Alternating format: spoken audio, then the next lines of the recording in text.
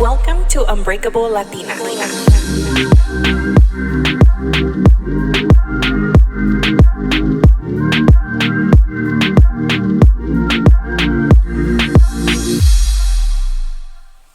Hi guys, welcome back to Unbreakable Latina. This is your host Melina. And if you follow me on Instagram at Unbreakable Latina, which I hope you do if you have Instagram, I hit 10K in podcast listens. And I know it doesn't seem like a lot to some people, but to me, it's huge. Like I've said in previous episodes, I'm sure que parezco disco rayado, pero me siento muy excited. I am so excited and I can't believe it, and the numbers just keep going up. And I know it doesn't really matter in numbers wise, but it's great. It's great to get messages from people, and they tell me that Spotify suggested my podcast, and I'm like, whoa, like me suggested my podcast, and it's just unbelievable. And this week, so because of the 10K, I do want to do a giveaway. Haven't really thought about what I want to do, but I'll do it on my Instagram, and between probably by the end of this week, I'll decide what I'm going to do, and then do a giveaway. And I ordered some stickers that with my logo, and it says Unbreakable Latina Podcast, so it's perfect for like your hydro flask or your laptop. So I'll be giving some of those away and just promoting the podcast. And thank you guys so much for sharing. You guys are amazing. Like, I think that most of my audience did come from TikTok, and I remember my sister and my friend Vidi kept telling me, you need to make TikToks, and at first I was like, oh no, that's so cringy, like I don't want to do that. But the more I started doing them, the more I got comfortable. And like I said, well, I didn't say it, but I've read it before. A comfort zone is a beautiful place, but nothing ever grows from there. So stepping out of your comfort zone just makes you grow, and then connecting with so many people that felt the same way. Like maybe I'm not good enough for TikTok, maybe like my stuff's not relatable, but then like people are relating to my content, and it's insane and I love it. And if you're listening to this on Monday, I hope that your weekend and your week was amazing. I had a great week. Work was really busy, but it was way better than the crappy week I had the week before. I felt heard, maybe not fully at work, but things were way better this week, and I do expect to have a pretty busy week this week, but estamos echando ganas. That's all that matters, and a job is just a job. It doesn't define me. The podcast is my passion. That's what I really want to do in life, and every day it becomes more clear to me that I don't want to be that career girl that I used to want to be, like in the sense of like working a corporate job and like having like a manager title. Like that was my goal, and now I'm just like, no, like that's not what I want to do. It doesn't bring me joy, it doesn't bring me happiness. The podcast brings me happiness, and this community brings me happiness, and relating with other people. Like my job, I'm so thankful for it, and I am blessed, and I get paid good money for what I do, but it doesn't fulfill me. And for a long time I haven't felt fulfilled until I started this. So it's funny how life happens, and sometimes things get tough, but then you realize why they got tough. It's for you to learn a lesson. And I'm a huge believer on things happen for a reason. And I believe that everything that I've been through has been for a reason. And I never thought that I was going to be like a voice that people can relate to, but here I am connecting with people that are just like me, that make me feel like I'm not alone. And I appreciate you guys so much. So for me, like I said, this podcast has changed my life so much, and it's just the beginning. It really is just the beginning. Like my ideas, like when I don't know, like my brain's just going crazy all the time. Like now I'm like, oh shoot, I need to write this down. And I'm not the most organized like I am organized, but I don't like plan out my stuff. Like literally I had thoughts about what I wanted to record today, and it just kept changing, and like it's just I'm more on the fly. I know that's probably not the doesn't work the best for everybody, but for me it does. And I love it because I feel suddenly inspired if I see something, if I hear something, if something happens in my life. And I feel like that's what makes it authentic. Anyways, enough about my rant on the podcast. This weekend I relaxed, I cleaned, I caught up. I was so tired from Vegas. I don't even know how I recorded the last episode, but I was so tired. I had laundry. My suitcase was still packed, and that's not like me, but I was dead tired. Like, yo, girl can't party anymore like I used to. I spent the weekend hanging out with my mom, and we went to a family friend's baby shower. And when we got there, like, I hadn't really had any lunch, so I was really hungry. I just had breakfast. And I remember when we were younger, my mom used to be like, cuando vamos a casa ajena, like, dicen que no tienen hambre porque ya les di de comer. Like, she would always be like, oh, no, no tengo hambre. I'm okay. Thank you. But as I grew older, I am not shy. Like, if someone says, like, oh, there's food right there, like, if I just sat down and I just got there, I mean, I do say hi to everybody first porque tienes que saludar a toda la gente.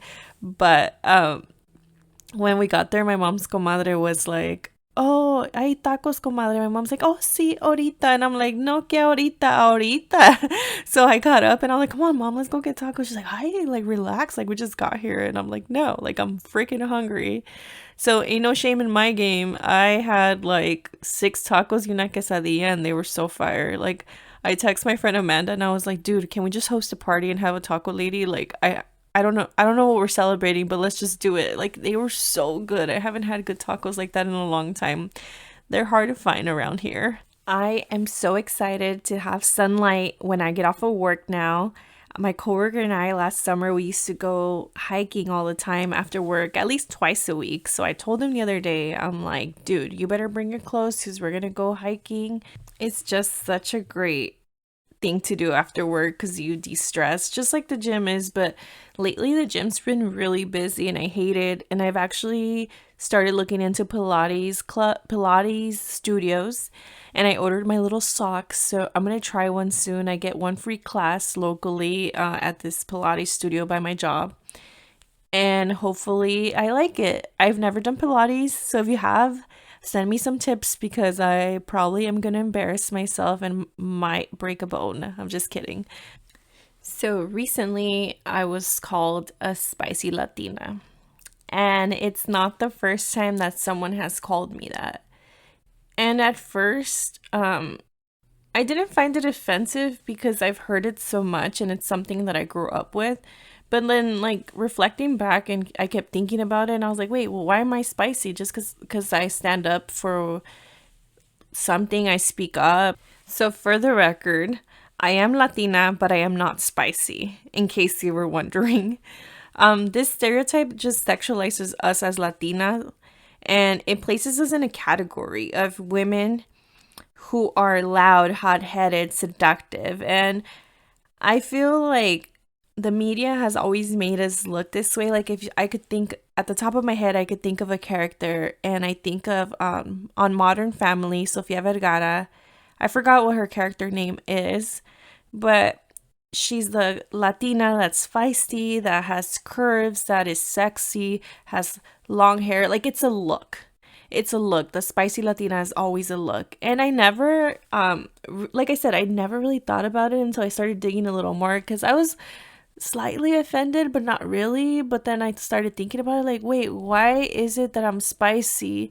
If I was another color, then I'd be it'd be normal. Like, no one calls a white girl a spicy white girl, or you know what I mean? Like, it doesn't happen. You never heard about it. If you hear a white girl that talks like that and stands up for herself, it's like, wow, she's so powerful. But why is it that I can't be powerful? I'm just a spicy Latina. It's so crappy that being a spicy Latina has become a thing. Like, that's what people like. I don't think it's a compliment. So if you ever call someone a spicy Latina, I mean, if you want to own up to being a spicy Latina, that is up to you. But I myself, if someone calls me a spicy Latina, I get offended now. After all the research that I did and just thinking about how it is demeaning and it's pretty racist to call someone a spicy Latina. I am not defined by being Latina. I am defined by the person that I am. I am Latina and I'm a very proud Latina, but that doesn't make me spicy. I'm not a fucking hot sauce. And honestly, this has been happening to me lately. Like I said, I've been on the dating apps, and if I match with someone that's non Latino, non Hispanic, right away, ooh, I like me a spicy Latina. And I'm just like, what is a spicy Latina? And when I start asking guys that, like they just unmatch me. It's disappointing that in the media we see this so often because that's what these Latina women that are actresses, and nothing against them, but most of the time they do get hired to do this a spicy Latina character with an attitude that has a thick accent. Like we're not all like that. And after doing a lot of research, I realized that there's not a lot of representation for us non-spicy Latinas. But we're more than that. We're way more than that. We are achieving a lot, and this first gen, we're just changing things around here. And the more digging that I did into reading articles about why people call Latinas spicy, I realized that it's a microaggression.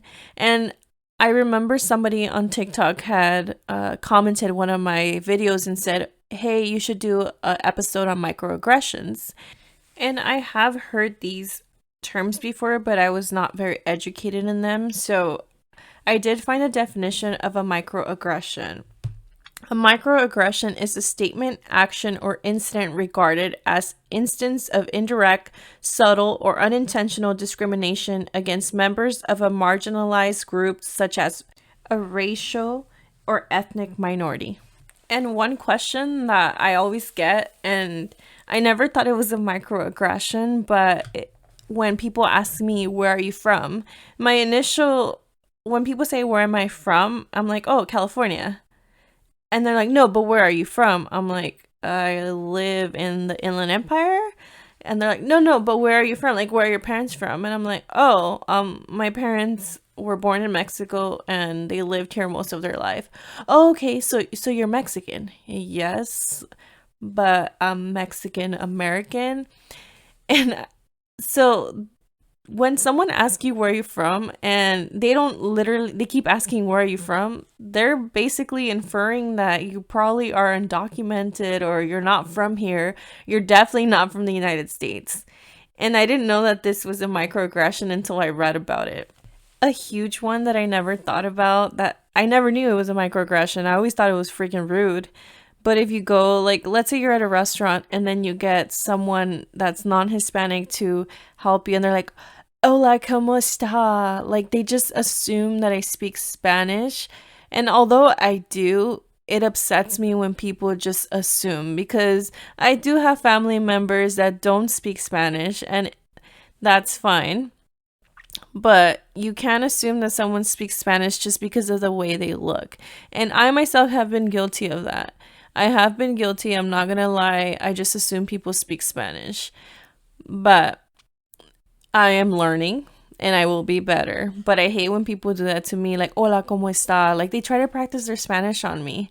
Or they say, like, oh, you're Mexican? I bet you love tequila.